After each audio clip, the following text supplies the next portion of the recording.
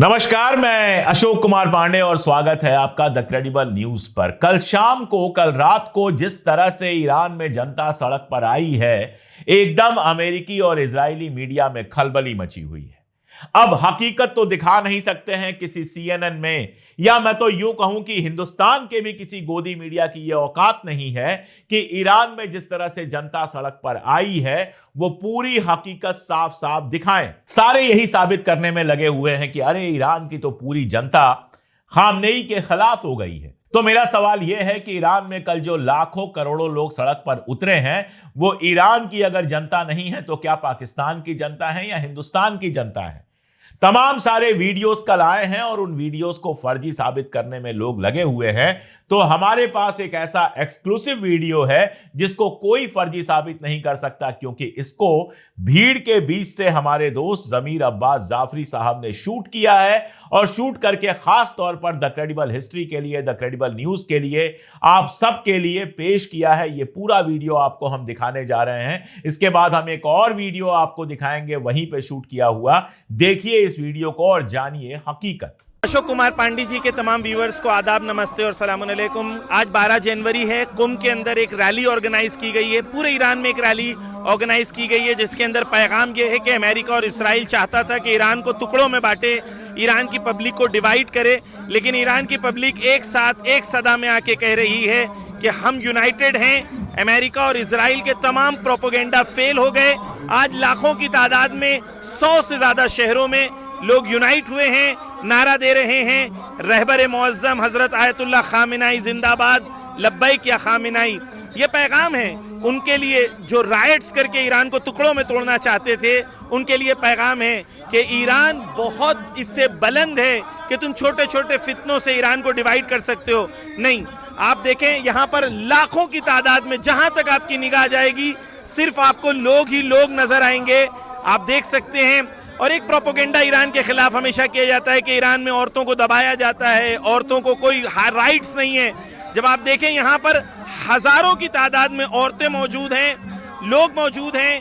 American propaganda जो है कि ईरान की लोग जो हैं गवर्नमेंट के खिलाफ है, ये प्रोपोगेंडा आज बस्ट हो गया।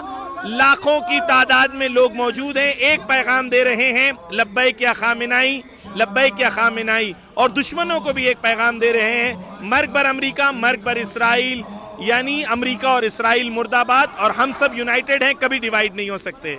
तो आपने देखा कि ज़मीर अब्बास जाफरी साहब भीड़ में थे, कुम में थे। आप अगर ना जानते हो ईरान को तो QOM लिखकर सर्च कर लीजिए गूगल पर, आप समझ जाएंगे कि कुम जो है वो ईरान की एक बेहद इंपॉर्टेंट सिटी है, रिलीजियस सिटी भी है, इंडस्ट्रियल सिटी भी है। और वहां पर लाखों लोग सड़क पे थे, जिनके बीच से ज़मीर साहब ने हमारे लिए खास तौर पर वीडियो बनाया ताकि वो सारा का सारा जो झूठ फैलाया जा रहा है वो पूरी तरह से खत्म हो सके। मेरा सवाल यह है कि जब हमारे जैसा छोटा चैनल ईरान से ऐसे ऑथेंटिक वीडियो हासिल कर सकता है जो तमाम बड़े चैनल्स हैं, चाहे वो यूट्यूब पर हो, चाहे टीवी मीडिया के हो, इंटरनेशनल की बात छोड़ दीजिए, मैं तो नेशनल की ही बात कर रहा हूं, उनको ऐसे वीडियो क्यों नहीं मिले? इसलिए नहीं मिले क्योंकि वो सच बताना नहीं चाहते हैं, वो सिर्फ और सिर्फ झूठ बताना चाहते हैं। हकीकत यह है कि कल ईरान की सड़कों पर हर तरह के लोग थे। हिजाबी औरतें थी तो बेहिजाबी औरतें भी थी। हर तरह के लोग सड़क पर थे, बूढ़े लोग, कुछ लोग तो व्हील चेयर पर चल के आए थे। एक शख्स थे जिनकी आंखों को दिखाई नहीं देता है, लेकिन वो भी सड़कों पर आए थे। चाहे वो कुम हो, इस्फहान हो, तेहरान हो, यज़्द हो, जितने इंपॉर्टेंट शहर हैं ईरान के, सारे शहरों की सड़कों पर लाखों लोगों का हुजूम था और सब एक ही बात कह रहे थे कि हम अपनी सरकार के साथ हैं, हम अपने मुल्क में इजराइल और अमेरिका की वहशियत नहीं चाहते हैं, हम इजराइल और अमेरिका को ईरान की लूट की इजाजत नहीं देंगे। कल शाह रजा पहलवी का भी एक वीडियो आया जिसमें वो लोगों से अपील कर रहा था कि ईरान में तख्ता पलट कर दिया जाए। यही ख्वाब देख रहा है वो बरसों से।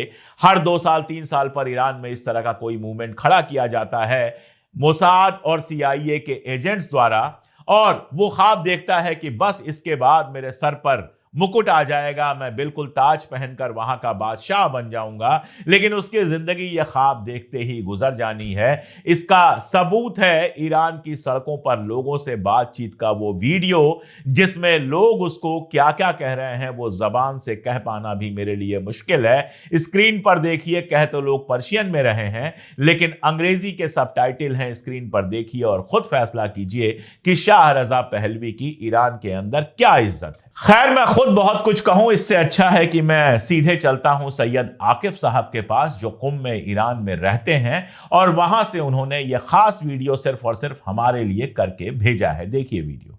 बिस्मिल्लाहिर्रहमानिर्रहीम। सभी नाजरीन और दर्शकों की खिदमत में आदाब अर्ज़ हैं। आज 12 जनवरी का दिन गुज़र चुका है और मैं यहाँ ईरान से आपसे बात कर रहा हूँ।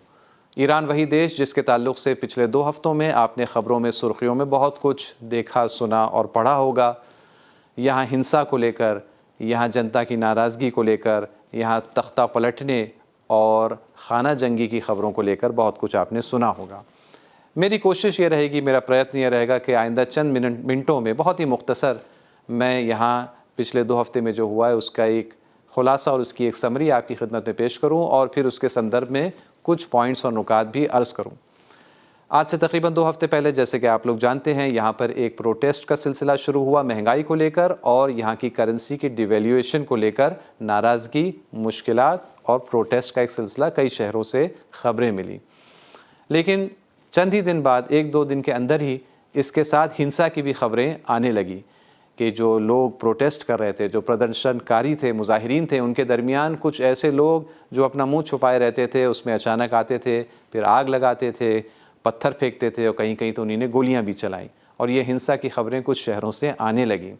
ये सिलसिला चलता गया तकरीबन 7 जनवरी तक, 8 जनवरी तक काफ़ी हद तक कम भी हो गया था, लेकिन फिर 8 जनवरी की शाम को एक बड़ा वाक़या यहाँ पर पेश आया, बल्कि हालात बड़े पैमाने पर यहाँ पर बदले। और वो ये हुआ कि 8 जनवरी का दिन जब गुज़रा, उस रात को बड़े पैमाने पर कई शहरों से हिंसा की खबर आई, जिसमें कई लोगों की जान गई, कई सिक्योरिटी फोर्सेस की जान गई और कुछ आम आदमियों की जान गई जो ऐसे ही राह गुज़र थे, सड़क पर चल रहे थे, दुकान से कुछ ख़रीद रहे थे वग़ैरह। इनके शहीद होने की, इनके मरने की ख़बरें आईं। कई मस्जिदों में उस रात आग लगाई गई, दरगाहों में आग लगाई गई, स्कूलों में आग लगाई गई वग़ैरह वग़ैरह। इसकी ख़बर जब फ्राइडे को फैली यहाँ पर मुल्क में, इसकी ख़बर, इसके बारे में जो न्यूज़ है वो बड़े पैमाने पर, वसी पैमाने पर यहाँ के मीडिया ने उसको कवर किया और यहाँ की जनता इन सब वाक़यात के बारे में उसको इत्तला मिली और बाज़ तो ख़ुद लोगों ने देखा भी। जिन लोगों ने नहीं देखा वो मीडिया के ज़रिए यहाँ के लोगों ने ये देखा। नतीजे में फ्राइडे से यानी 9 जनवरी से यहाँ की जनता में इस सिलसिले को लेकर, इस हिंसा को लेकर एक अजीब किस्म का गुस्सा और एक अजीब किस्म की नाराज़गी पैदा होना शुरू हुई और जिसके नतीजे में यहाँ की जो सिक्योरिटी फोर्सेस हैं उन्हीं ने अपना रवैया भी बदला और उसके बाद, उस रवैये के बदलने के बाद हमने देखा कि 10 जनवरी से ये हिंसा का सिलसिला कंट्रोल में आना शुरू हो गया। 10 जनवरी, 11 जनवरी और 12 जनवरी, ये 3 दिन अब ऐसे गुजरे हैं कि जिसमें तकरीबन हिंसा के तकरीबन कोई भी ऐसे वारदात और वाक़यात की ख़बरें नहीं मिली हैं। इस दरमियान इंटरनेट का जो राब्ता था, जो टेलीकम्युनिकेशंस का राब्ता है दूसरे देशों से, उसको कट कर दिया गया और अभी भी काफ़ी हद तक ये कट है। लेकिन देश के अंदर जो है वो इंटरनेट अभी भी बहाल है, अभी भी जारी है और लोग अपनी मुख्तलिफ़ कार्रवाई उसके ज़रिए देश के अंदर अंजाम देते आए हैं इन दिनों में और अभी भी दे रहे हैं। आज 12 जनवरी का दिन वो दिन था कि जिस दिन एक ही वक्त में, एक ही दिन में देश भर में हर शहर, हर बस्ती में यहाँ पर जुलूस निकला, यहाँ पर प्रदर्शन हुआ हिंसा के ख़िलाफ़, दहशतगर्दी के ख़िलाफ़।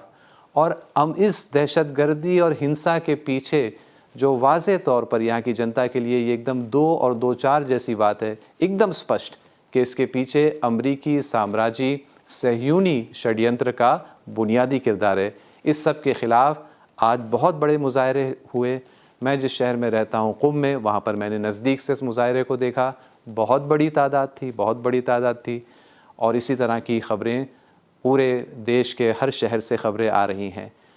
तो अब ये हिंसा का सिलसिला ख़त्म हो गया है और उसके नतीजे में जो हम रिज़ल्ट्स देख रहे हैं वो फिर मैं आगे आपकी खिदमत में अभी अर्ज़ करूँगा। देखिए, इस हिंसा के पीछे कोई बहुत गहरी एनालिसिस की ज़रूरत नहीं है कि इस हिंसा के पीछे तेल अवीव में, वाशिंगटन में और दूसरे ऐसे शहरों में बैठ के प्लानिंग हुई और वहाँ से इशारे मिले, क्योंकि ख़ुद इन देशों के जो बड़े बड़े नेता हैं ख़ुद उन्हीं ने ट्वीट करके या दूसरी तरह से ऐलान करके इस बात को उन्हीं ने ख़ुद ही बता दिया है।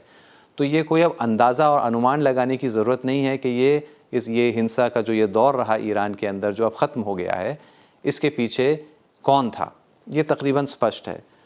और ये जो हुआ, इनकी कोशिशें जो इस हद तक उन्हीं ने यहाँ पर दहशतगर्दी और यहाँ पर उन्हीं ने जो है वो आतंकवाद को इस तरह से इस मुद्दत में फैलाने में कामयाब रहे, ये वास्तव में एक और नई कड़ी है एक मुकाबले की जो आज से तकरीबन 46 साल पहले 1979 से शुरू हुआ, जब से ईरान में इस्लामी क्रांति कामयाब हुई और यहाँ पर एक इस्लामी क्रांतिकारी निज़ाम यहाँ पर कायम हो सका।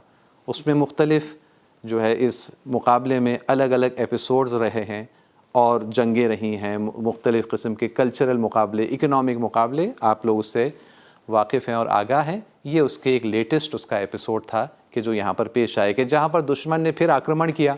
कोशिश उसकी ये थी कि कम से कम उसका टारगेट ये था कि यहाँ देश के अंदर नाअमनी फैले, लोग परेशान हों। ज़ाहिर सी बात है, जब ये नाअमनी फैलेगी, परेशानी फैलेगी, तो यहाँ पर इकोनॉमिक्स पर, लोगों के कामकाज पर, उस पर भी बुरा असर पड़ेगा, बाज़ार पर बुरा असर पड़ेगा, जो कि पड़ा है। ज़ाहिर सी बात है, ये हुआ है, ये उसका मिनिमम गोल था। तो आपने सुना, आपने ज़मीर अब्बास जाफरी साहब को सड़क पर देखा और सैयद आकिफ साहब को स्टूडियो में देखा और सीधे ईरान से ये रिपोर्ट्स देखी जो साबित करती हैं कि ईरान में इजराइल और अमेरिका का खेल अब पूरी तरह से फेल हो चुका है। मुझे सिर्फ एक बात का जवाब दीजिएगा कि आखिर ये रिपोर्ट्स गोदी मीडिया के चैनल्स पर क्यों नहीं है, CNN पर क्यों नहीं है, BBC पर क्यों नहीं है, और हमारे बड़े यूट्यूबर्स भी जो है इन रिपोर्ट्स को क्यों नहीं सामने लेकर आ रहे हैं? क्यों ये सारे लोग ये साबित करने पर लगे हुए हैं कि ईरान में तो खामनेई की सरकार के खिलाफ जनता सड़क पर है? अगर ये लोग सही हैं तो जिन लोगों को हमने सड़क पर दिखाया, क्या वो ईरान की जनता नहीं है? क्या वो कहीं और से आए हैं? जवाब दीजिएगा कमेंट में, अपनी बात रखिएगा, जुड़े रहिए हमारे साथ, वीडियोस को दूर तक भेजिएगा। ये वीडियो मैं खास तौर पे आपसे अपील करूंगा कि इसको दूर तक भेजिए ताकि लोग देखें और हकीकत जानें और साथ में हमारी ताकत बनिए। चैनल सब्सक्राइब ना किया हो तो सब्सक्राइब कर लीजिए। 3 रुपए रोज से भी कम पर आप हमारी मेंबरशिप ले सकते हैं। बहुत आसान है, QR कोड स्क्रीन पर है, इसको आप आराम से स्कैन कीजिए या फिर आपको लिंक दिखाई देगा डिस्क्रिप्शन में भी, पिन कमेंट में भी, वहां से लिंक को फॉलो कीजिए, हमारे मेंबर बनिए, हमारी ताकत बनिए, ताकि आपको हम वो सब दिखा सकें जो देशी विदेशी गोदी मीडिया तो छोड़ दीजिए, बहुत सारे प्रोग्रेसिव यूट्यूब चैनल्स भी आपको नहीं दिखा सकते। आज के लिए इतना ही, बहुत शुक्रिया।